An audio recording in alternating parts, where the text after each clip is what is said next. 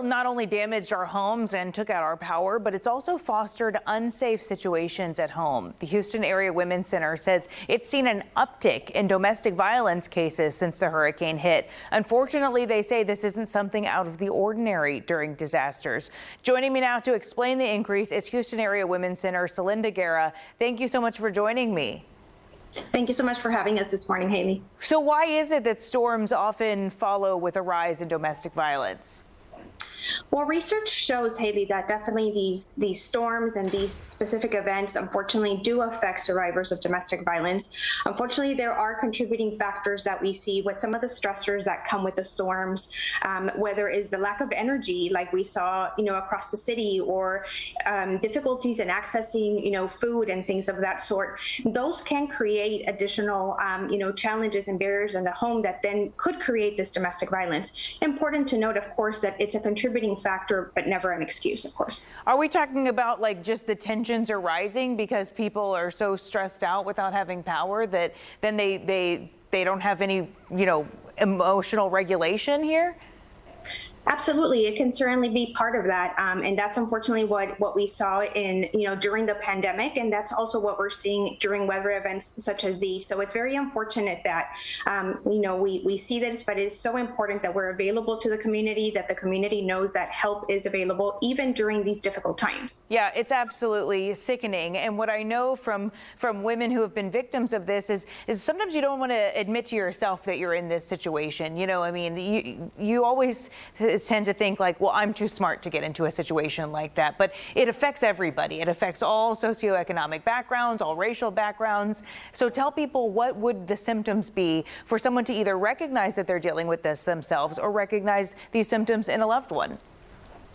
Absolutely. So for those, that may or may not know what a healthy relationship or unhealthy relationship looks like, please know that there is help available. It is not okay for someone, to emotionally hurt you in any way. It's, of course, not okay for anybody to hurt you physically, spiritually, sexually. There's so many different forms of abuse, that unfortunately happen in a relationship. And we want to let the community know that there is a 24-hour crisis hotline that they can always call if in doubt. So that they know, what information is available to them, what resources are available to them. We want to make sure that the public knows that they're not alone. And if they're in doubt, of whether this is an abusive relationship or not, we can help them clarify that.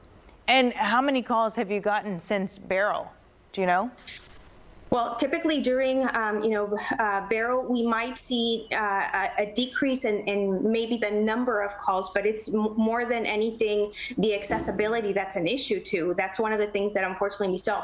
The moment that, there was, the hurricane passing by, maybe we didn't see as many calls, but the moment, that some people started getting energy again or accessibility to being able to make that phone call, unfortunately, we did see that increase in calls. And most importantly, it was an increase in calls and people seeking shelter. People were trying to get out. They were trying to get to a safe place. And how can they actually get that kind of help? What can they do? Where can they go? What information can you give them? So first of all, we have a 24-hour crisis hotline that, despite any challenge that the community might be facing, we ensure that our crisis hotline is available at all times in real time.